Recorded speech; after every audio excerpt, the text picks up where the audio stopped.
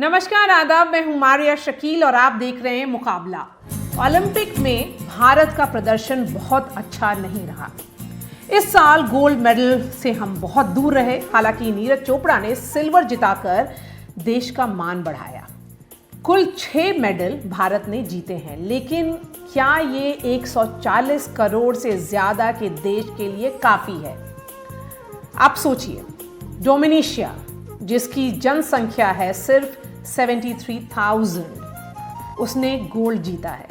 वहीं Saint Lucia जिसकी जनसंख्या है 2 लाख से कम, उसने भी ओलंपिक में गोल्ड मेडल जीता है। मेडल टैली में चीन छोड़कर जितने भी देश हैं उनकी जनसंख्या हमसे कम है, लेकिन हम फिर भी बहुत पीछे रह गए। सवाल ये है कि क्या खेल को लेकर गंभीरता की अभी भी कमी है? आखिर क्यों हमारे एथलीट वो कमाल नहीं कर पा रहे जो दूसरे देशों के खिलाड़ी कर रहे हैं? खेल पर पहले से ज्यादा ध्यान दिया जा रहा है, ये भी सच है, लेकिन मेडल टैली में उसका असर फिलहाल नहीं दिख रहा। हम कतई भी खिलाड़ियों की मेहनत को कम कर नहीं आंक रहे।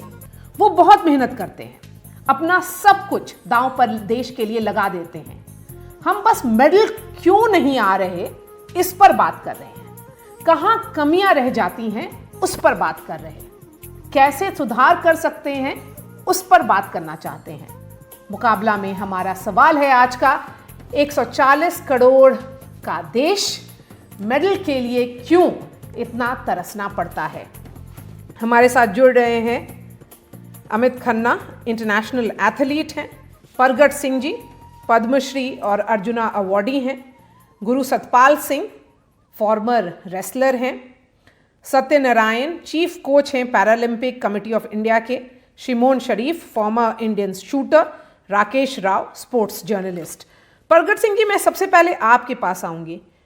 खिलाड़ी मेहनत करते हैं और शायद इसी का नतीजा रहा है कि हमको 6 मेडल्स मिले हैं, लेकिन ये भी सच है कि सेम अमाउंट जो 6 है, 6 मेडल्स से हम चूक भी गए क्योंकि वो उस पर हम 4th नंबर पे रहे। तो सवाल ये है कि 6 जीते 6 चूके, कहाँ पर हम चूक गए? देखिए मैम, बड़ी फ्रैंकली, क्योंकि हमारे देश में स्पोर्ट्स का कल्चर नहीं है। क्योंकि being a sports person, being a sports administrator, now I am a politician, लेकिन हमारी जो मानसिकता है पॉलिसी मेकर्स की, पॉलिसी को एग्जीक्यूट करने की, क्योंकि हमारी मानसिकता जो है वो उस कल्चर के लिए नहीं बनी हुई। क्योंकि हम बिल्डिंग बनाने में विश्वास करते हैं, हम स्पोर्ट्स पर्सन जहां इंसान बनाने में जो है वो बिलीव नहीं करते। उसका एग्जाम्पल ये है कि देखो, हमारे जो गवर्नमेंट ऑफ इंडिया का स्पोर्ट्स बजट है, that is merely point even 0.007%, means के 1,000 रुपए पीछे हम सिर्फ 7 पैसे जो है वो खर्च करते हैं। लेकिन वेयर एज जो दूसरे अच्छे कंट्रीज है जिनकी आप बात करते हैं, even if you are talking about China, उनके पास 10 करोड़ का बच्चों का पूल है, क्योंकि 3 साल से लेके 13 साल तक के 10 करोड़ बच्चे, they are working in a system, athletic, swimming, gymnastic, and उसको बिल्डअप करते हैं। उसके आगे वो स्पेशलाइजेशन, उसके आगे वो सुपर स्पेशलाइजेशन। लेकिन हमारे ऐसा कुछ नहीं है। हमारा प्राइमरी एजुकेशन सिस्टम, हमारा सेकेंडरी एजुकेशन सिस्टम, हमारे कॉलेजेस, हमारी यूनिवर्सिटीज, हमारी associations, federations, and we all are, even parents, क्योंकि किसी का इस तरफ ध्यान नहीं है। क्योंकि हम नेशन बिल्ड नहीं कर रहे, हम हेल्थ बिल्ड नहीं कर रहे। क्योंकि आज दुनिया सिर्फ ये हमें दिखाना चाहती है कि हमारा यूथ कितना हेल्दी और खुशहाल है, और उसको बिल्डअप करके ये अल्टीमेटली मेडल लेके आते हैं। लेकिन हम ऐसा कुछ नहीं दिखा रहे जिससे हम ये कह सकें कि 140 करोड़ का देश है और उसमें 117 की पार्टिसिपेशन है। 1 करोड़ के पीछे एक भी नहीं है। इसका मतलब ये हुआ कि हम वो पैरामीटर से बहुत पीछे हैं। हम लोगों हमारे को देश में आज तक टैलेंट को नर्चर करना चाहिए, ये बात आप रख रहे हैं। गुरु सतपाल सिंह जी, मैं आपके पास अब आऊंगी।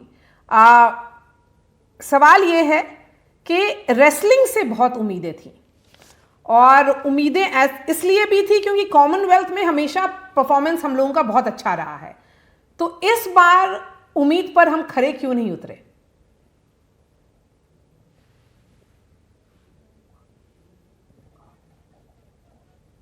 सतपाल सिंह जी। जी, मैं उनके पास आऊंगी फिर से। सत्यनारायण जी, मैं आपसे जानना चाहूंगी कि इस तरह के जितने एसोसिएशंस हैं, जैसे आपका हुआ, अधिकारियों और खिलाड़ियों में क्या कोऑर्डिनेशन की कमी है? क्या अंडरस्टैंडिंग की कमी है? क्या ये भी सच है कि कुछ सालों में जो डिमांड्स रहे हैं खिलाड़ियों के, वो स्पोर्ट्स अथॉरिटी ऑफ इंडिया हो या गवर्नमेंट ऑफ इंडिया हो, उसने फुलफिल भी किया है? एक एग्जाम्पल है शूटिंग का। लेकिन अगर आप देखिए इसको, तो क्या कोऑर्डिनेशन की कमी है, अंडरस्टैंडिंग की कमी है? कहां पे चूक गए हम?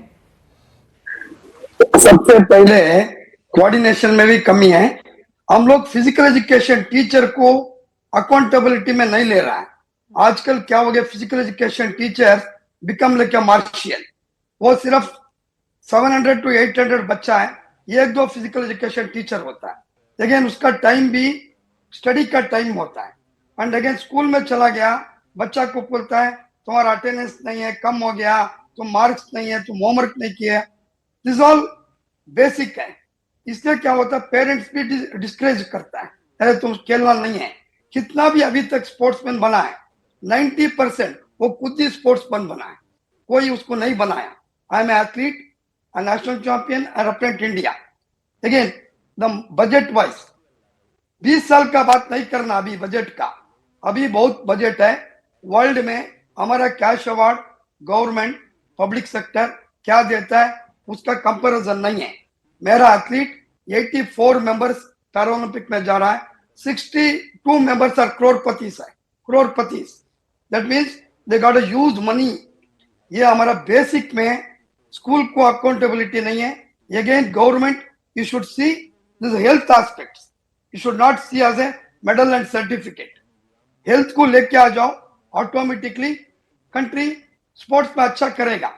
इवन हमारा अभी हम लोग एक्सपर्ट जो बात करता है, even I was there in the East Germany 1986 में भी ईस्ट जर्मनी में था। Even East Germany want to help us, even Russia wants to help us to sports अच्छा करने के लिए। हम लोग कर नहीं सका, इसलिए physical education is neglected. Physical education teachers सबसे इंपॉर्टेंट होता है। कोई भी स्पोर्ट्समैन पहले बनता है not from coach, not from physio, not from any technical things. Automatic बन जाता है, उनकी किस्मत में रहता है, इसलिए। नहीं, हम लोग खुद सेलेक्ट करता है। स्पोर्ट्समैन बॉडी से सेकंड है। अमित, आप मुस्कुरा रहे हैं इस बात पर, ये आयरनी भी कहा जाएगा इस बात को कि अगर एक नर्चर करने का टैलेंट कल्चर नहीं है, और वो माइंडसेट के बारे में कहा जाएगा कि अगर प्राइमरी एजुकेशन, स्कूल एजुकेशन में शायद उसी वक्त से शुरू हो जाना चाहिए जैसे ही बच्चा 2 या 3 साल का हो, एक डायरेक्शन देने का, कोई स्पोर्ट्स में आप घुसाएं, वो नहीं होता है। अमित, आपको अनम्यूट करना होगा। मैं बिल्कुल सहमत हूं सत्यनारायण जी से। देखिए, सबसे इंपॉर्टेंट जो एज की कैटेगरी है वो होती है चाइल्डहुड। महात्मा गांधी ने भी कहा your handwriting is set at a younger age. जब आप बच्चे को कोई भी टेक्निक सिखा सकते हैं, आप किसी भी दिशा में उसको डायरेक्शन दे सकते हैं, तो मैं ये कहूंगा कि एक स्कूल की मॉरल रिस्पॉन्सिबिलिटी होना चाहिए। गवर्नमेंट हर स्कूल को फंड्स देती है, एड, तो एक ऐसी एक लिमिटेशन सी डाल देनी चाहिए कि अगर आपने एक साल में 5 बच्चे इंटरनेशनल लेवल के नहीं निकाले तो आपकी ये फंड रोकी जाएगी, या आपको ये फला स्कॉलरशिप दी जाएगी। मैं एग्जांपल दूं डीपीएस फरीदाबाद की। आज की डेट में रिदम जो ओलंपिक्स में गई है वो स्कूल की स्टूडेंट है। वर्ल्ड चैंपियनशिप में एक अता साजिद बच्चा जा रहा है, वो स्कूल का स्टूडेंट है। श्रेयांश त्रिवेदी स्कूल का स्टूडेंट है। मोहम्मद आरिफ स्कूल का स्टूडेंट है। तो अगर स्कूल से सपोर्ट मिले तो मैं नहीं सोचता कि इस टेंडर एज को हम कहीं भी लेके जा सकते हैं। अब एक बार, अब आप मेरे को सिर्फ एक चीज बताइए कि नीरज चोपड़ा बनने से पहले कहाँ था, क्या सपोर्ट थी उसके पास? सो जो बेसिक लेडर है, जो सक्सेस के लिए एक सीढ़ी बनती है, वो बिल्कुल मिसिंग है यहाँ पे। अब मेरा बेटा खुद फास्टेस्ट बॉय ऑफ दिल्ली है, लेकिन मैं फरगट जी के टाइम पे we were big fans of him. अब मेरे को अगर अपने बेटे को हॉकी खिलानी है तो मैं कहाँ लेके जाऊं? पूरे स्कूलों में, मेरे ख्याल से पूरी दिल्ली में 1 या 2 स्कूलों में हॉकी प्रमोट की जा रही है, अदरवाइज हॉकी धीरे धीरे पतन हो रही है। ये जो बच्चे हॉकी में मेडल लेके आए हैं, it is strictly there credit. जैसा कि सत्यनारायण जी ने कहा है कि जितने भी एथलीट बने हैं वो 90% अपनी कैपेबिलिटी से बने हैं। सरकार डेफिनेटली बेहतरीन स्कीम्स इंट्रोड्यूस की गई हैं अब टॉप्स, लेकिन एक चैंपियन बनने के बाद उस स्कीम को लेने के ज्यादा इंपॉर्टेंट है कि हर स्कूल की एक रिस्पॉन्सिबिलिटी फिक्स की जाए कि आप अपने स्कूल से इस साल में 5 बच्चे दोगे जो अंतरराष्ट्रीय स्तर पर मेडल दें देश को, या नेशनल चैंपियंस निकाले। एक बेसिक, कितने हजारों स्कूल है, कितना कंपल्सरी लाखों एक बच्चे। वो सिस्टम शुरू करना चाहिए कि आपको स्पोर्ट्स में एम्फेसिस देना है और उसके अलावा नेशनल चैंपियंस देना है। राकेश राव, आप स्पोर्ट्स पे आपने इतने सालों लिखा है, इस बार कैसा असेसमेंट है आपका कि पेरिस ओलंपिक्स में हमारा परफॉर्मेंस ऐसा क्यों रहा? देखिए, पहली बात तो यह है कि ये मुझे समझ में नहीं आता, ये हमें अपनी आबादी, जब हमें मेडल नहीं मिलता तब हमें अपनी आबादी याद आ जाती है। ये मैं 1976 में मॉन्ट्रियल में गेम्स हुए थे, तब हमारी आबादी थी 600 मिलियन और इलस्ट्रेटेड वीकली का कवर स्टोरी था 600 million and not a bronze. आज मैं बैठा हूं उसके इतने सालों बाद, करीब 40 साल के बाद, मैं मतलब 40 साल से भी ज्यादा रहा था, और आज भी मैं वही देख रहा हूं कि 140 करोड़ की आबादी और सिर्फ 6 मेडल। हमारे लिए प्रॉब्लम क्या है सर? आप ये देखिए कि बेसिक हम लोगों की कंट्री की प्रॉब्लम क्या है या प्रॉब्लम्स क्या हैं। सच्चाई से देखिएगा, इसमें कोई इमोशनल होने की बात नहीं है, कुछ नहीं है। Let's look, make a reality check. हमें आजाद होके नियरली 77 ईयर्स हो गए, ठीक है? अभी कुछ दिनों में 77 कंप्लीट हो जाएंगे। इतने सालों में हम अगर अपने लोगों को रोटी, कपड़ा, मकान की जो बेसिक प्रायोरिटी, जो फर्स्ट 5 ईयर प्लान से हम लोगों ने लोगों को वादे किए, वो पूरे नहीं कर पाए, कोई बात नहीं, लेकिन हम इतने सालों में अभी तक अपने हर नागरिक को साफ पीने का पानी नहीं दे पाए। उसमें आप कहते हैं कि स्पोर्ट्स प्रायोरिटी हो सकती है? ये सुनने में बहुत अच्छा लगता है कि साहब ये होना चाहिए, वो होना चाहिए, टॉप स्कीम है, करोड़ों खर्च होते हैं। हमारे अपने लोग जब आपको ये मान लें कि देखिए साहब, अभी जब हम इसका एनालिसिस करेंगे, क्योंकि ये बहुत डीप रूटेड है, ये हम अभी आधे घंटे में डिस्कस नहीं कर पाएंगे, लेकिन इसकी जो रूट कॉज है वो ये है कि पहले हम मान के चलें कि हमारे पास हर गेम में जीतने वाला टैलेंट नहीं है। हमारे पास जो है, जैसे मान लीजिए कि जैसे हम नॉर्मली स्पोर्टिंग स्किल्स की जो बात करते हैं, मतलब स्पोर्ट्स में जो बात करते हैं, स्ट्रेंथ, स्टैमिना, स्पीड और स्किल।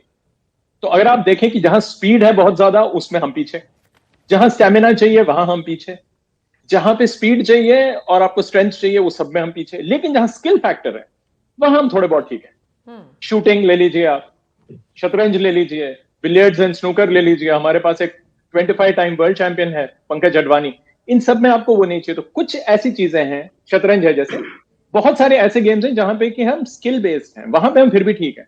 लेकिन अगर आप ये जो आपने मुझसे पूछा कि परफॉर्मेंस क्या है, आप जरा इंडियन टीम में जो गए हैं, 110 मेंबर्स की जो लिस्ट है, 117 बताई जाती है, 110 लोगों की लिस्ट में अगर आप निकाल के देखें कि हमारे ये जो 6 और 6 जो आपने जो अभी जो बोले, इनको हटा दीजिए, उसके बाद आप अगर गिनना शुरू करेंगे तो हमारे एथलीट ने कहां कहां फिनिश किया आप देखेंगे तो हिल जाएंगे। उनकी इवेंचुअल फिनिशिंग जो स्पॉट है, कितने गेम्स में वो 21 और 29 के बीच में है फिनिश किया। शूटर्स की बात कर रहा हूं मैं, स्विमर्स की तो पूछिए मत, उनसे तो उम्मीद जो है वो भी नहीं है। एक इक्वेस्ट्रियन का है, वो 59 में से 55 आया है। गोल्फ में 2 लोग हैं जो 60 में से एक 40 आया, एक 41 और एक 45 आया है। तो ये सब चीजें अब पीछे छुप गई हैं, क्योंकि डिस्कशन ये नहीं कि और इन लोगों के ऊपर पैसा खर्चा किया है। टॉप स्कीम के अंडर आपने लोगों को सपोर्ट किया, आप एक एक के ऊपर खर्चा देखिए, 56 लाख, 1 करोड़ प्लस, एक एक का मैं नंबर्स देख रहा था, कमाल की स्पेंडिंग है। लेकिन ये गवर्नमेंट का टैक्स पेयर का पैसा है ये। ओके, मैं ये नहीं कह रहा हूं कि पैसा खर्च करना बंद कर दीजिए, लेकिन जब हम एनालाइज करते हैं इस सबको देखिए आप कि हमारे पास पहले नहीं आते थे मेडल, अब आ रहे हैं, और अब क्यों नहीं आ रहे हैं। अभी जैसे आपने कहा कि हम 6 लोग ऐसे हैं जो कि 4th आए हैं। यकीन मानिए किसी भी स्पोर्ट्स में जहां मेडल दिए जाते हैं, आप 14वें आ जाएं, 40वें आ जाएं, कोई बात नहीं, मगर फोर्थ ना है, क्योंकि फोर्थ में जितना आपको दुख होता है उतना किसी में नहीं होता। और इसीलिए हम वो 6 की गिनती गिना रहे हैं, क्योंकि हमारे पास मिस हुए हैं मेडल्स। और जो हम लोगों का जो लीस्ट सेलिब्रेटेड मेडल है, आयरॉनिकली एक सिल्वर है, लेकिन उसको हमने शायद इस गेम्स में सबसे कम सेलिब्रेट किया है, क्योंकि जैसे सिल्वर आया सब दुखी लग रहे थे कि साहब सिर्फ सिल्वर ही आया, अरे एक ही आया हमारे पास पूरे गेम्स में से। सो हमारी मानसिकता जो है, इसके ऊपर I can go on and on, लेकिन सच इस वक्त तो मैं अपनी बात यहां रोक रहा हूं। ये कह रहा हूं कि हम जैसे ऐसे एनालाइज करेंगे कि साहब हमारी आबादी इतनी ज्यादा है और मेडल नहीं आते हैं, इसको आप इस यार्डस्टिक पे ना देखें, क्योंकि हमारी कंट्री की वो प्रायोरिटी नहीं है और कोई लेना देना नहीं है कि आपके पास लोग कितने हैं। चाइना का सिस्टम अगर आप हमसे ले रहे हैं, चाइना की जो दे गवर्न डिफरेंटली, उनके पास गवर्नमेंट अलग है, उनका स्पोर्ट्स के लिए उनका अप्रोच अलग है, फंडिंग तो जैसे सतपाल जी ने कहा और उससे पहले भी कहा बहुत ज्यादा है। मतलब आई एम सॉरी, इससे पहले जो मेरे जो स्पीकर थे उन्होंने कहा, मैं कहना ये चाह रहा हूं आपको कि आप बहुत सारी चीजें मिक्स कर रहे हैं यहाँ पे, बट टू से इट, अभी जैसे सत्या जी ने जो बात कही इससे पहले सही कहा था, हमारे यहाँ स्पोर्ट्समैन बनते हैं, बनाए जाते हैं वाले कम है, खुद जो अपनी बिल्कुल जो उसमें जो इतनी भी उसकी जो एक जिद है, उसमें जो एक जुनून है, उससे वो बन गया तो बन गया।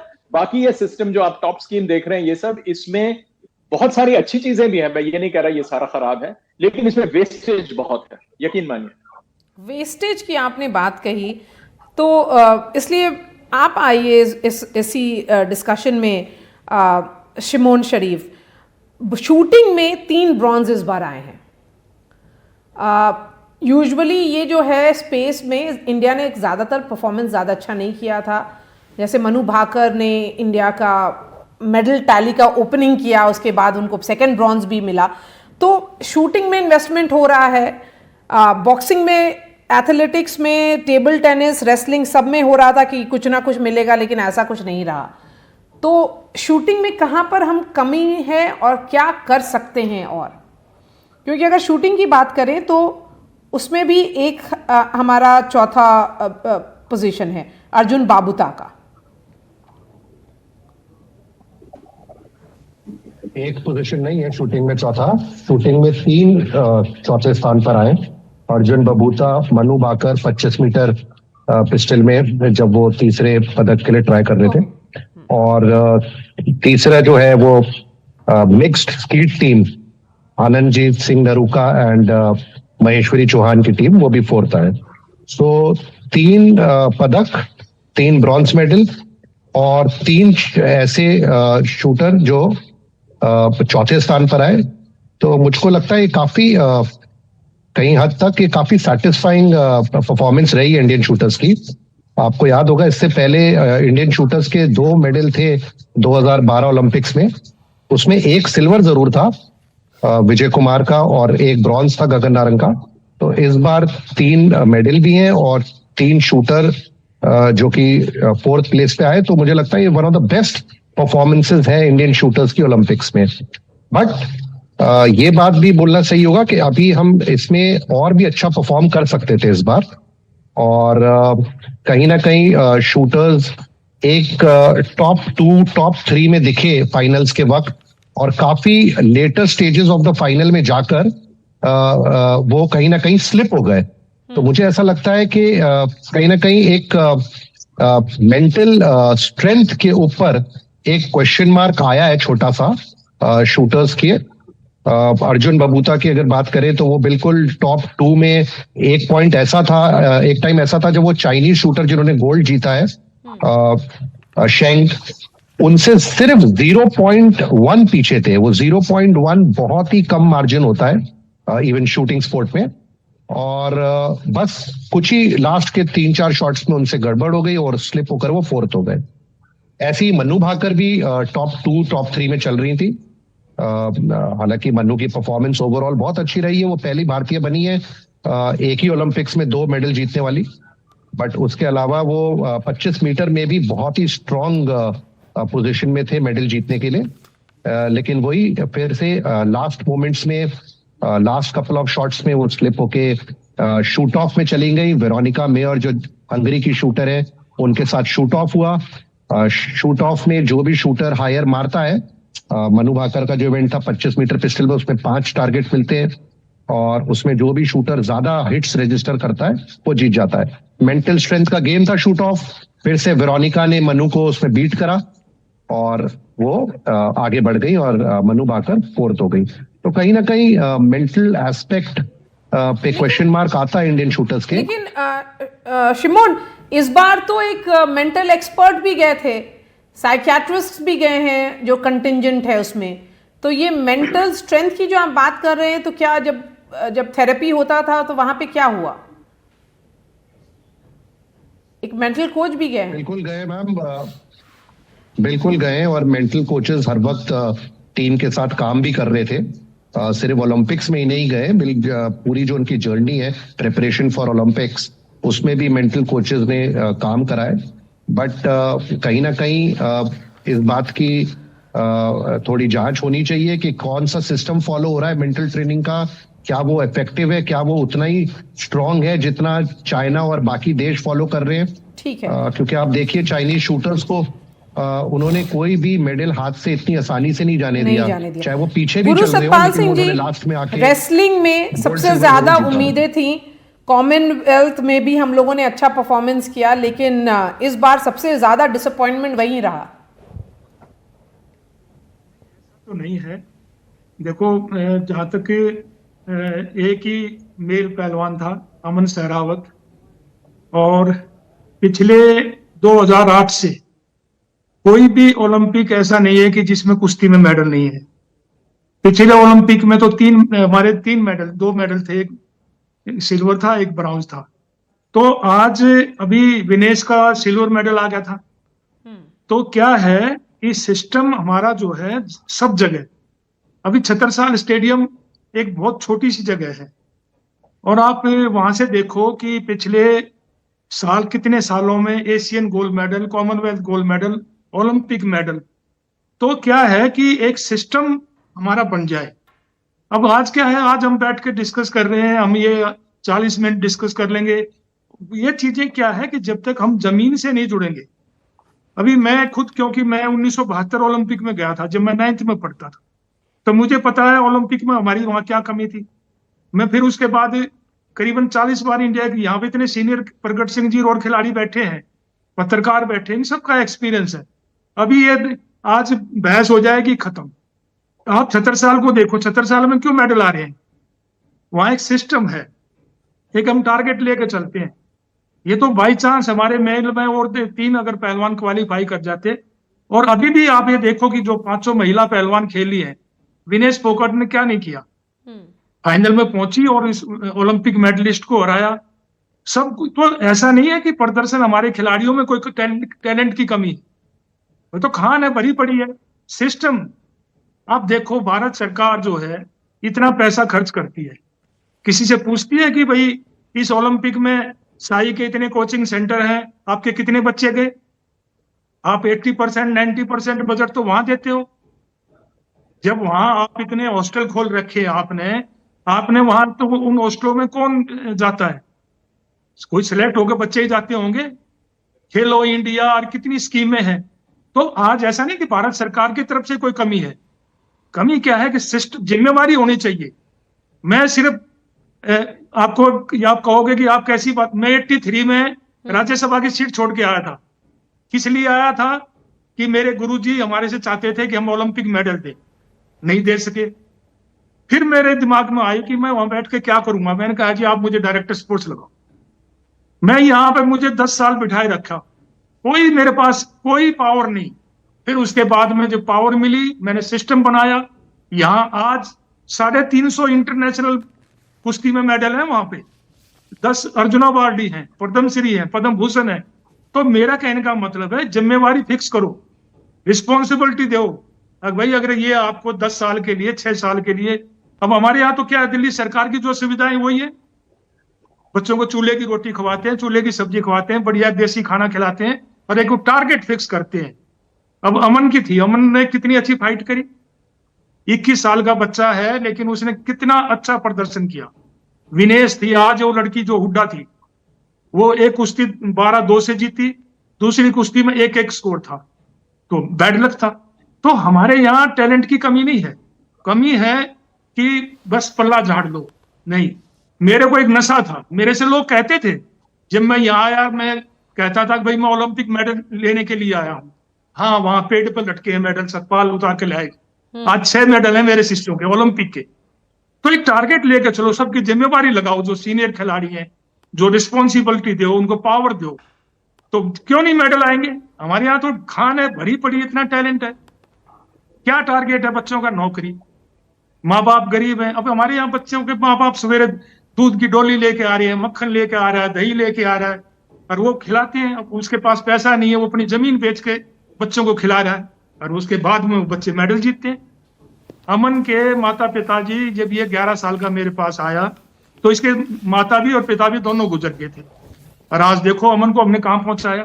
टैलेंट था, हमने उसमें देखा कि भी ये टैलेंट है बच्चे में, तो इसीलिए एक जिम्मेवारी और सिस्टम होना चाहिए। जब मेरा टारगेट था, मैं आज भी बता रहा हूं, आज अमन का मेडल आया, हम खूब खुश हैं, लेकिन जो मेरा लक्ष्य था इस साल ओलंपिक गोल्ड मेडल का, वो अभी रह गया। तो 2028 में मैं उसको लेके चलूंगा।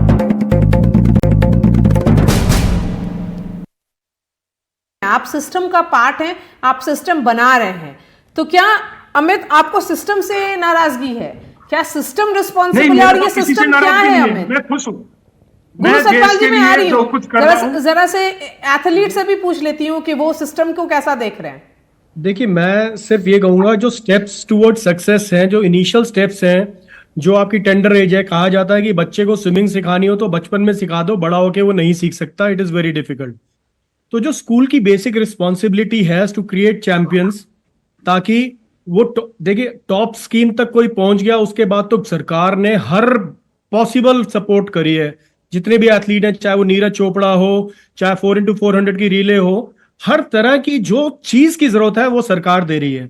लेकिन जो गैप है स्कूल से लेके टॉप स्कीम तक पहुंचने का, उस गैप को फिल करना बहुत जरूरी है। हर स्कूल को एक चैलेंज लेना चाहिए कि मेरी रिस्पॉन्सिबिलिटी है कि बच्चों की अटेंडेंस को थोड़ा सा कम फोकस करके बच्चों को स्पोर्ट्स में हम थोड़ी सी एडवांटेज दें, ताकि वो देश का नाम आगे रोशन कर सके। अब अगर बच्चे को 3-4 घंटे दिन में निकालने हैं तो अटेंडेंस का, अब नीरज चोपड़ा से हम अटेंडेंस थोड़ी पूछेंगे कि तू स्कूल में कितनी अटेंडेंस लेता था। तो इट इज वेरी इंपॉर्टेंट कि स्कूल की रिस्पॉन्सिबिलिटी डाली जाए थोड़ी सी कि आपने कितने चैंपियंस निकाले हैं। हाँ। आपके पास हजारों बच्चा है, तो take the talent out from there. Satyanarayan ji. Madam, पहले भी बोला आपको, इंडिया में सतपाल जी ठीक से बोला, हमारा कोऑर्डिनेशन एजुकेशन, स्कूल एजुकेशन में बहुत बड़ा गैप है। एंड अगेन स्कूल फेडरेशंस को अकाउंटेबिलिटी लेके उसको ज्यादा सपोर्ट देना चाहिए। एंड अगेन प्रगत जी हमारा को बताया, I seen in 1984 even Los Angeles Olympics में भी देखा, इंडिया बहुत अच्छा खेल रहा था, उस टाइम में बहुत बड़ा टीम था। अभी स्कूल में हॉकी खत्म हो गया। बेसिक में अभी CSR फंडिंग किया है, very big money is coming out, पैसे का कमी नहीं है। मैं इसलिए ऐसा बोल रहा है, ये मैं बहुत नजदीक से जोड़ा है ये फंडिंग का सिस्टम में। अभी हमारा टीम आ रहा है, फिजियो, मस्यूअर, सब लोग आ रहा है, बट बच्चा लोग को स्कूल में डिस्करेज है। हीरो को रेस्पेक्ट करो, हीरो बनेगा। हीरो को तुम लोग डिस्करेज कर रहा है स्कूल में। हीरो को तुम्हारा अटेंडेंस नहीं है, सबका बच्चा का सामने उसको बेइज्जती हो रहा है। जो क्लास में फर्स्ट आता है, एजुकेशन पे ज्यादा emphasis. Education, yes, education system. And again donation ज्यादा पैसा लेता है। किसका रैंक ज्यादा है, ज्यादा लोग पास किया है, कोई ये नहीं देखता है। इंडिया का नाम लेके आने वाला, उसको रेस्पेक्ट करने वाला बहुत कम है। एंड अगेन जॉब अपॉर्चुनिटीज, अभी हमारा पहले ओनली रेलवे, पुलिस, कुछ स्टेट गवर्नमेंट था, ऐसा नहीं है। Sports also become multi crore business again, अंदी बहुत जॉब अपॉर्चुनिटी खुल गया। More than 3,000 to 4,000 people world में बहुत लोग एजुकेशन करके आया है, वो लोग का पास जॉब नहीं है। वो लोग को बुला के इसमें हम लोग इन्वॉल्व करना चाहिए। स्कूल में फिजिकल एजुकेशन टीचर बार बार बोल रहा है, अगेन GST स्पोर्ट्स इक्विपमेंट पूरा जीरो करो, zero. India should be there next to China, not to next to any other country.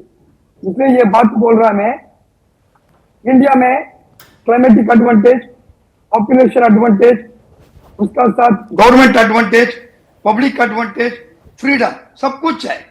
वही जब खिलाड़ी इतना नहीं किस लिए आ रहा है? हम स्कूल में वो लोग को रेस्पेक्ट नहीं है। इवन फिजिकल एजुकेशन टीचर को भी देखता है, अरे ये रिजर्वेशन कैटेगरी का टीचर ऐसा देखता है। That is not correct. Respect करो ऑटोमेटिकली। हीरो को अभी हीरो को रेस्पेक्ट करो, हीरो बनेगा। एंड अगेन स्पोर्ट्स सब लोग इतना इजी नहीं है, एजुकेशन से भी sports is a very tough fight जी। इसलिए एजुकेशन में तुम कितना मार्क्स ले एक लेवल में पहुंच सकता है, इधर ऐसा नहीं है। You have to be win, medal जितना ही जितना, देन ओनली यूर तुम कुछ बनेगा। सतपाल जी का भी हम रेसलिंग देखा है। सतपाल इवन इंडिया में टैलेंट का कमी नहीं है, रूरल एरिया में इंडिया में टैलेंट का कमी नहीं है, is the big takeaway that's coming from Satyanarayan ji. और जो उन्होंने बोला परगट सिंह जी कि पैसे की कमी नहीं है, टैलेंट की कमी नहीं है, एटीट्यूड में प्रॉब्लम है, माइंडसेट में प्रॉब्लम है और ओवरऑल एजुकेशन सिस्टम में प्रॉब्लम है। यस डेफिनेटली, क्योंकि देखो किसी भी देश का जो, मैं तो इसको कैरेक्टर से जोड़ के देखता हूं, जेनेटिक्स से जोड़ के देखता हूं कि ये सारी चीजें जो है एक नेशन बिल्डअप करने में, क्योंकि मैं सिर्फ मेडल्स की बात नहीं करता, अदरवाइज हमारा जो हेल्थ पैरामीटर्स है वो हम कहां जा रहे हैं। अगर हम चाइना की बात ही कर लें, उनके पास 10 करोड़ का पूल है, हमारे पास 1 करोड़ स्पोर्ट्स पर्सन का पूल भी नहीं होगा। और पिछले 30 सालों में उनकी नेशन की 2.5 इंचेस हाइट इंक्रीज हो गई ऑफिशियली। क्यों? क्योंकि उन्होंने 50% जो हेल्थ का बजट है that divert to the human resources and development. और उससे, क्योंकि वो इंसान बनाना चाहते हैं, हम बिल्डिंग बनाना चाहते हैं। वो सोचते हैं कि हम इंसान बना देंगे, वो अपने आप अपना रोटी का पैदा कर लेंगे और अपने देश के लिए कुछ ना कुछ करेंगे। लेकिन हम बिल्डिंग बनाना चाहते हैं, इंसान बनाना नहीं चाहते। ये पॉलिटिकल सिस्टम का भी माइंडसेट है, ब्यूरोक्रेटिक सिस्टम का भी माइंडसेट है, और मैं तो ये कहता हूं कि ये लोगों का भी माइंडसेट है, पेरेंट्स का भी माइंडसेट है। कितने पेरेंट्स हैं जो अपने बच्चों को, अगर मैं कहता हूं कि कम फैसिलिटीज भी है, लेकिन कितने पेरेंट्स हैं जो बच्चों को ग्राउंड में लेके जाते हैं ना, वो गैजेट्स देके टीवी के सामने या अदरवाइज अपने रूम में तो बिठा सकते हैं, लेकिन ग्राउंड में नहीं ले जा सकते, क्योंकि ये किसी एक की रिस्पॉन्सिबिलिटी नहीं है। हम कहें सिर्फ सरकार की रिस्पॉन्सिबिलिटी है, हमारे सिस्टम की रिस्पॉन्सिबिलिटी है, वी ऑल आर रिस्पॉन्सिबल। तो हमें सबको अपने देश के लिए और देश की हेल्थ के लिए, क्योंकि ये देखते हैं दुनिया में कि हमारा देश जो है, हमारे यंगस्टर है, कितने हेल्दी और खुशहाल है, इससे आंका जा रहा है कि हाँ भी आपके मेडल कितने हैं।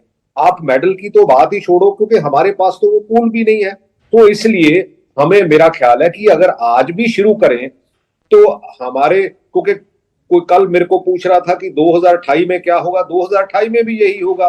हम एक ऐसी डिस्कशन करेंगे, हम 2036 की या 2040 की बात करेंगे, तो तब आज हम उसके लिए ले डाउन पॉलिसीज बना के और आहिस्ता आहिस्ता उसको बिल्डअप करेंगे। क्योंकि देखो पॉलिसीज, तो इस पॉलिसीज पे अब चर्चा करते हैं। राकेश राजू, एक छोटा सा ब्रेक लेंगे, लेकिन उससे पहले आप ये पॉलिसीज की बात करते हैं, तो ये क्या एजुकेशन सिस्टम में चेंज की जरूरत है? अगर मनी है, पैसे की कमी नहीं है, एथलीट्स की भी कमी नहीं है, बहुत सारे ऐसे स्कूल्स हैं जहाँ पे टैलेंट है, लेकिन एटीट्यूड में प्रॉब्लम है। जो क्लास में नंबर 1 आता है वो वही फर्स्ट आता है जो अच्छे से पर्चा अपना भरेगा। देखिए वही है ना, दिस इज हमारा एजुकेशन सिस्टम वो पूरा रिलाई करता है what can you reproduce by rote. आपने क्या रट्टा मारा है, कितना आपने याद किया है और कितना आप रिप्रोड्यूस करते हैं आंसर शीट पे। दैट इज हाउ आपका जो टैलेंट है या आपके मार्क्स हैं वो उसके ऊपर डिपेंड करता है। अब उसको आप चेंज नहीं कर सकते हैं। तो पेरेंट्स का जो आउटलुक ये है कि साहब आप पहले आप थोड़ा कुछ कर लें, नौकरी मिल जाएगी कम से कम, अगर एक डिग्री आ जाएगी, कुछ आ जाएगी। खेल has never been a priority in this country, जो मैंने आपको पहले ही बताया।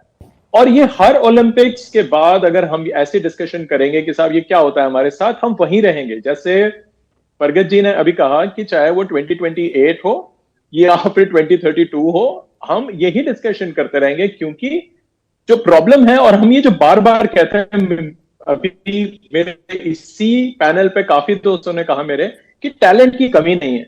यकीन मानिए, मैं जब जर्नलिज्म में करीब 40 साल पहले आया, मैं भी यही सोचता था कि टैलेंट की कमी नहीं है। शायद टैलेंट की कमी है भी नहीं, मगर वो टैलेंट ढूंढने की कमी है। हमारे पास क्या वो आंखें हैं जो टैलेंट को देख पाती हैं? क्या हमारे पास वो प्रशिक्षक हैं जो कि वेल ट्रेन्ड हैं? हमारे वो एनआईएस के कोचेस ऐसे हैं जो अपनी नॉलेज एक बार डिग्री लेने के बाद उसको अपग्रेड करते ही नहीं है। रूल चेंजेस, रूल के इंटरप्रिटेशन चेंज होते हैं, वो अपने प्लेयर को बताते ही नहीं है। मैंने ऐसे हॉकी के भी मैंने कोचेस ऐसे ऐसे देखे हैं। और एक चीज मैं यहाँ पे जोड़ना चाहूंगा, जैसे अभी ये कहा गया कि सब स्पोर्ट्स की प्रायोरिटी नहीं है, बिल्कुल करेक्ट है कि जिस तरह एक स्कूल में एक स्पोर्ट्स टीचर की या पीटी टीचर की, जो कि गांव वगैरह में उनको बोलते हैं जी मास्टर जी, पीटी मास्टर, उनकी इज्जत सबसे कम है, शायद उनके लिए छह भी नहीं है वहां की अलग से। उसी तरह मेरा जो एक एक्सपीरियंस रहा है स्पोर्ट्स मिनिस्टर के मतलब कमरे के अंदर, स्वर्गीय सुनील दत्त जी उस टाइम स्पोर्ट्स मिनिस्टर थे, मैं उनके कमरे में बैठा हुआ था, उनका उस टाइम नया नया उनका अपॉइंटमेंट हुआ था। तो एक और उनके कोई दोस्त आए, मंत्री थे वो भी, उन्होंने उनको बोला सुनील तू चिंता मत कर यार, तुझे स्पोर्ट्स मिनिस्ट्री दी गई है यूथ अफेयर्स के साथ, तू मेहनत करेगा तो तुझे अच्छी मिनिस्ट्री मिल जाएगी ना। ये आउटलुक है एक कैबिनेट मेंबर का, एक कैबिनेट कमेटी का मेंबर है, उसका ये आउटलुक है दैट लेवल। तो ये एक हमारी मानसिकता जिसके ऊपर इससे पहले भी बात हुई थी, मैं उसी मानसिकता को हाईलाइट कर रहा हूं कि ये एक स्कूल से लेके कैबिनेट कमेटी के अंदर, इन यूनियन कैबिनेट में भी अगर यही है कि यार स्पोर्ट्स मिनिस्ट्री मिली तुझे, कोई बात नहीं यार, अगले रीशफल में तुझे और अच्छा मिल जाएगा। अगर ये प्रायोरिटी है तो यकीन मानिए what a statement it is, कि आपने स्पोर्ट्स को सिर्फ उस वक्त आपने तवज्जो दी है जब कोई इवेंट होता है, और फिर आप on the floor of the house you will say क्या बात है, इतनी आबादी हो गई, इतना पैसा खर्चा हुआ, मेडल नहीं आए। जिसने 3 साल और मतलब पूरे मतलब ऑलमोस्ट 4 ईयर के साइकिल में, सिवाय कॉमनवेल्थ के जहां पे हम लोग नॉर्मली अच्छा करते हैं क्योंकि उसका स्टैंडर्ड हर गेम में उतना हाई नहीं है, एशियन गेम्स में उससे थोड़ा सा और भी थोड़ा सा डाउन हो जाता है हमारा परफॉर्मेंस, और वर्ल्ड चैंपियनशिप्स एंड ओलंपिक्स में और नीचे आ जाता है। एक रोष आ जाता है, ये रोष उनका है जिनको स्पोर्ट्स का ढेले भर का नहीं पता है। ये लोग आके टेलीविजन सेट्स मतलब स्टूडियोज में, डिबेट्स पे, सोशल मीडिया पे आके ऐसे ऐसे लाइन मारते हैं आपको, मुझे अचंभा होता है कि ये लोगों ने स्पोर्ट्स से कोई लेना देना नहीं है इनका, इनको सिर्फ 3 मिनट का फुटेज चाहिए। इस पैनल में सारे एक्सपर्ट्स के साथ हैं जो, और हम लोग शायद एक सोल्यूशन ओरिएंटेड डिस्कशन करने की कोशिश कर रहे हैं, समझने की कोशिश कर रहे हैं ऐसा क्यों हुआ कि 140 करोड़ का ये देश हिंदुस्तान, लेकिन मेडल के लिए हम इतना तरसते क्यों हैं। एक छोटा सा ब्रेक और डिस्कशन जारी रहेगा।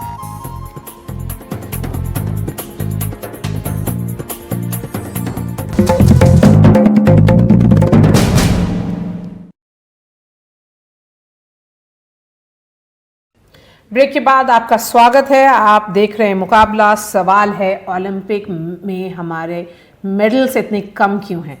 परगट सिंह जी हमारे साथ जुड़े हुए हैं, गुरु सतपाल सिंह और शिमोन शरीफ फॉर्मर इंडियन शूटर हैं। शिमोन, आपके पास आऊंगी। टेबल टेनिस, रेसलिंग, बैडमिंटन सब में बहुत होप था, लेकिन बैडमिंटन में तो लक्ष्य चौथे नंबर पे रह गए। अगर ओवरऑल देखा जाए तो क्या स्पोर्ट्स का सिलेक्शन भी सही नहीं हो रहा है जहां पर हम लोगों को खेलना चाहिए, जहां पे हम लोग के चांसेस ज्यादा है? देखिए, ये तो बात सही है कि हमें थोड़ा सा प्रायोरिटाइज करने पड़ेंगे। हमें को उन खेलों पे सिर्फ फोकस करना चाहिए जिन्होंने एक अभी तक रिजल्ट्स दे दिए। अब हमारे पास ऑलरेडी एक बहुत सारी पार्टिसिपेशन हो चुकी है इंडिया की तरफ से, कई ओलंपिक्स में, एशियन गेम्स में, कॉमनवेल्थ गेम्स में, और एक पता चल चुका है कि किन खेलों में इंडिया अच्छा परफॉर्म कर सकता है, और हमारे को उसी पे फोकस करना चाहिए, उसी पे इन्वेस्ट करना चाहिए। वही हमारी स्ट्रेंथ है।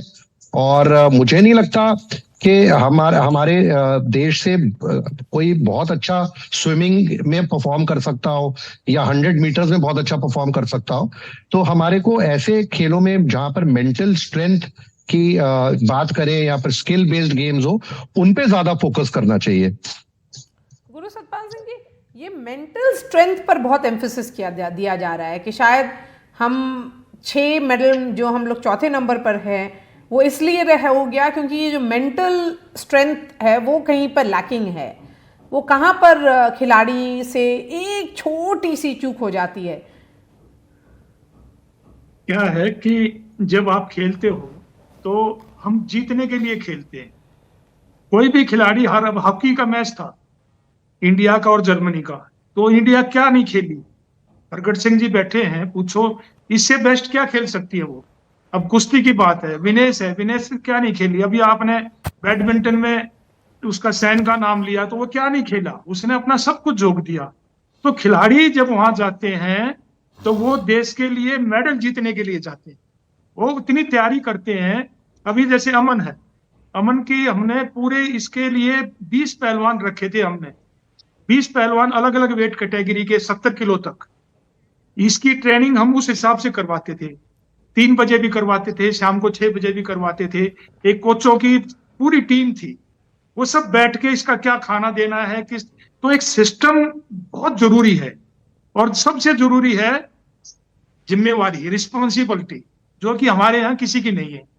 अब मैं हूं, मेरे को क्या कोई रिस्पॉन्सिबिलिटी नहीं थी, लेकिन मैं खुद मान के चल रहा था। मैं अब भी आज आपके सबके सामने कह रहा हूं, 2028 तक मैं कोशिश करूंगा पूरी दिन रात मेहनत करके गोल्ड मेडल कुश्ती में जरूर मिले। क्या है कि इंडिविजुअल गेम में हम ज्यादा मेडल जीत सकते हैं। अब जैसे हॉकी थी, क्या नहीं खेले हॉकी वाले, कितनी उन्होंने मेहनत करी होगी, किस एक से, क्योंकि मैं हॉकी से भी जुड़ा हुआ हूं, मैं हर गेम से जुड़ा हुआ हूं, मैं सब खिलाड़ियों से। अभी प्रगट सिंह जी से आप पूछो, इनको क्या सरकार जब ये प्रैक्टिस करते थे क्या मिलता था डाइट में, क्या उसमें मिलता था, तो सब घर से खाते हैं। लेकिन जहां अभी मैं तो यही बात अभी कह रहा तो था, फर्क हो गया।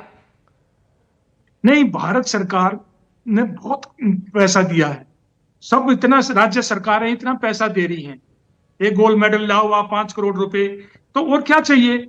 लेकिन सिस्टम, जिम्मेवारी, आप जब इतना पैसा खर्च कर रहे हो और आपके खिलाड़ी इंटरनेशनल लेवल पे, ओलंपिक लेवल पे खासकर, क्यों नहीं हम अच्छा प्रदर्शन कर रहे, जिम्मेवारी हो उसको जो मांगे। मान लो मैं कोच हूं, मैं अगर सरकार मुझे 6 साल के लिए एक टीम देती है, तो मेरी जिम्मेवारी होनी चाहिए, भाई इतने मेडल चाहिए, आप जो आपको चाहिए, कितना तो कंपटीशन, जिम्मेदारी कितनी डाइट, क्या जी एसोसिएशन की जिम्मेवारी। होनी चाहिए या कोच की होनी चाहिए, किसकी जिम्मेदारी होनी चाहिए? अब देखो, मैं एसोसिएशन की और मैं और किसी के बारे में नहीं कहूंगा। मेरा कहने का मतलब ये सरकार का काम है, जो इसकी जिम्मेवारी है, जिनकी जो इस पे एक्शन ले सकते हैं, चलिए, तो उनको सिस्टम बनाना चाहिए मिलके। किसी की बुराई करने से या किसी को क्रिटिसाइज करने से मेडल नहीं आएंगे। तो चलिए, मेडल आएंगे मेहनत करने से। बस बहुत देखो, कम ये वक्त लास्ट है एक शो मैं में, बता इसलिए रहा प्रगट सिंह जी आप बोले, उसके बाद सबको 1-1 मिनट का टाइम मिलेगा। देखिए, मैं तो ये कहता हूं कि बजट बहुत कम है, टेक्निकल एस्पेक्ट बहुत कमजोर है हमारे। इवन के अगर हम कहें कि फिजिकल एजुकेशन टीचर जो है, अगर उनकी आप जो ट्रेनिंग प्रोग्राम देखोगे तो हम वे बिहाइंड है दुनिया से। क्योंकि अगर हमने उस इनिशियल स्टेज पे काम करना है, क्योंकि ये ठीक है, सतपाल जी और राकेश जी बहुत एक्सपीरियंस्ड लोग यहाँ बैठे हैं, लेकिन जब नेशन की बात आती है तो ये बजट कुछ नहीं है, स्टेट्स का कुछ नहीं है। हमारी जो एसोसिएशंस एंड फेडरेशंस है उसमें बहुत कम ऐसे लोग हैं जो उसको विजुलाइज करते हैं। इवन हमारा जो ओलंपिक मूवमेंट का, इवन हमारे कंट्री का जो इंटरनल स्ट्रक्चर है, उसके ऊपर बहुत किंतु परंतु है। स्पोर्ट्स हमारी लास्ट प्रायोरिटीज है, क्योंकि स्पोर्ट्स में तो हमें ये देखा जाता है कि कोई ब्यूरोक्रेट इसको लेने को तैयार नहीं है, कोई पॉलिटिशियन इसको हेड करने को तैयार नहीं है, बातें बहुत करते हैं। क्रिकेट में तो सब इंटरेस्टेड है। नहीं, क्रिकेट तो एक ऐसी गेम, वो गेम नहीं है बेसिकली, मैं तो उसको एक डिफरेंट कैटेगरी मानता हूं। इट इज ए शो, और उस शो में मेरा तो ख्याल इसको है भी कि बना दें आप लोग। अमित खन्ना, तो चलिए शो की बात कर लेते हैं। क्या ये अगर शो हो जाएगा तो उसमें ज्यादा टैलेंट मिल जाएंगे और अच्छा प्रदर्शन रहेगा? अनम्यूट करना होगा अमित। मैं फिर यही कहना चाहूंगा कि पैसे की कमी बिल्कुल नहीं है। डेफिनेटली थोड़ा सा हम लोगों को इसको थोड़ा अट्रैक्टिव बनाना पड़ेगा। जैसे कि 100 मीटर्स के साथ है फास्टेस्ट मैन ऑफ इंडिया। अगर हम बात करें, अभी तेजस्विन शंकर जो है कॉमनवेल्थ मेडलिस्ट कमेंट्री कर रहे थे। मैं शर्तिया कह सकता हूं कि यहाँ पे पैनलिस्ट भी बैठे हैं, तेजस्विन शंकर को बहुत कम लोग जानते होंगे, दो ही इज ए कॉमनवेल्थ मेडलिस्ट। तो थोड़ा सा फेमस करना पड़ेगा। जो बच्चा अच्छा कर रहा है देश के लिए उसको थोड़ा सा पब्लिसाइज करना पड़ेगा। क्रिकेट में कोई भी क्रिकेटर अगर एक सेंचुरी बनाया था तो ही इज ए सेलिब्रिटी ऑलरेडी, लेकिन हमें अपने एथलीट्स को थोड़ा सा उनका मनोबल बढ़ाने के लिए उनको थोड़ा सा फेमस करना पड़ेगा। इट इज वेरी इंपॉर्टेंट कि मीडिया उसको थोड़ा सा जागरूक हो और उनको थोड़ा राकेश राव जी, जिम्मेदारी अब हम लोग पे आ गई है कि हम और आप अच्छा कवरेज करें। वो अगर हम ज्यादा कवर करेंगे तो उन लोगों का परफॉर्मेंस बेटर होगा। नहीं, दिस इज वन लेकिन फैक्टर। जी हम लोगों ने सॉरी प्लीज जी जी जी राकेश बोलिए। Rakesh sorry you please can. मैं कह रहा था लोग सोचते हैं कि उनको एक्सपोजर मिल जाएगा, मीडिया इतना नहीं कर रही है। देखिए, the way cricket is run in this country, अगर आप मिड 80s तक देखें, क्रिकेट ऐसे रन नहीं होता था जैसे आज हो रहा है। They have beamed the live pictures into your drawing rooms, और सबसे एक मीडिया फ्रेंडली या लाइक एडवर्टाइजिंग फ्रेंडली गेम है जो हर 6 मिनट में रुक जाता है। हर ब्रेक के लिए ऐड डाल दीजिए, आप कुछ कर लीजिए। तो कॉर्पोरेट फ्रेंडली गेम हो गया है वो, जिसको कि पूरा फायदा उठाया गया। खैर, वो सब्जेक्ट कुछ और है, उसके बारे में हम कभी और कर सकते हैं बातें। आपने मुझे अगर टाइम दिया है तो मैं ये कह दूं, अगर हम यहाँ पे सॉल्यूशंस की बात कर रहे हैं, प्रॉब्लम्स तो हम बात कर सकते हैं रात भर बैठ के। सॉल्यूशन मेरी नजर में यह है कि अब वो वक्त आ गया है जो मेरे ख्याल से 1980s में, मुझे याद है सुरेश कलमाडी जी जब थे यहाँ पे, काफी एक्टिव होते थे एथलेटिक्स में। He was the head of the AFI उस टाइम पे। उनका एक आइडिया था जो मेरे ख्याल से हमने आज तक फॉलो नहीं, क्योंकि हमने बड़े कैजुअली भी बात किया उसके बारे में। ही यूज्ड टू से कि जब तक आप कॉर्पोरेट इंडिया को, जो टॉप कंपनीज हैं, अब उस टाइम 10 हुआ करते थे, आज मेरे ख्याल से कहीं ज्यादा हैं, उनको आप टैक्स एग्जेम्पशंस दें और अलग अलग टाइप से एग्जेम्पशंस दें, और ये कहें कि आप गेम्स अडॉप्ट करें, एथलीट को अडॉप्ट करें। आप चाहे वो पैरा हो, चाहे वो जो आपके जो एबल बॉडीड एथलीट्स हैं, सबको, और सब तैयार हैं। आप आजकल, क्योंकि सोशल मीडिया पे आप इतने फेमस हो जाते हैं, वो सुरेश कलमाडी जी के दिन नहीं है। आजकल सोशल मीडिया पे with in minutes you can be a superstar. तो आप कॉर्पोरेट सेक्टर जो है उसको आप टैप करें। गवर्नमेंट ऑफ इंडिया जो कर रहा है वो कर रहा है, लेकिन अगर हर कंपनी को अगर आपने एक एक डिसिप्लिन देने को बोल दिया कि एक एक चीज आप ले लीजिए, ट्रैक एंड फील्ड में भी आप डिवाइड कर दीजिए, चाहे तो शॉट पुट एक को दे दीजिए, हैमर थ्रो एक को दे दीजिए, और रिस्पॉन्सिबिलिटी अपने आप आएगी, वो भी एक होगा। बाकी स्कूल लेवल पे चेंजेस वो तो बहुत एक लॉन्ग वाइंडिंग वो है, कैसे रिस्पेक्ट मिलेगी, कैसे स्टार बनेंगे। लेकिन हाँ, कॉर्पोरेट सेक्टर का participation, and I think you will see some change. Satyanarayan ji 30 seconds आपको दे रहे हैं इस डिस्कशन को रैप अप करने। कोई भी गेम है, क्रिकेट है, एथलेटिक्स है, हम जीतने का स्टार्ट हो गया, ऑटोमेटिकली वो बढ़ जाएगा। हम लोग कब नहीं जीत रहा है। देखो, एक टाइम बैडमिंटन इतना फेमस नहीं था। When you are won the badminton, लोग देखें। इवन हॉकी, हम लोग कमेंट्री सुनता था, क्रिकेट अभी कैसा सुन रहा है ऐसा। अभी इंडिया में सभी लोग मिलके, this are all the federation, that is a national property. सभी लोग विल्सी एंड फैंसी का बंद करना है, that is a national property है। एक para Olympic committee of India है, इंडियन ओलंपिक एसोसिएशन है, वो इंडिविजुअल का किसी का नहीं है, that is a national property. कोई भी गलती किया उसको भी अकाउंटेबिलिटी बना लो। देन ओनली इस कंट्री में एटीट्यूड, एजुकेशन सिस्टम को का करेक्शन, ये आई होप कि 2028 ओलंपिक से पहले कुछ एक कॉन्क्रीट चेंजेस हों पॉलिसी लेवल पर, ताकि हमारे जो मेडल्स की टैली है वो इम्प्रूव करें। हमारे साथ जुड़ने के लिए बहुत बहुत शुक्रिया प्रगट सिंह जी, गुरु सतपाल सिंह, सत्यनारायण जी, शिमोन शरीफ, राकेश राव और अमित खन्ना।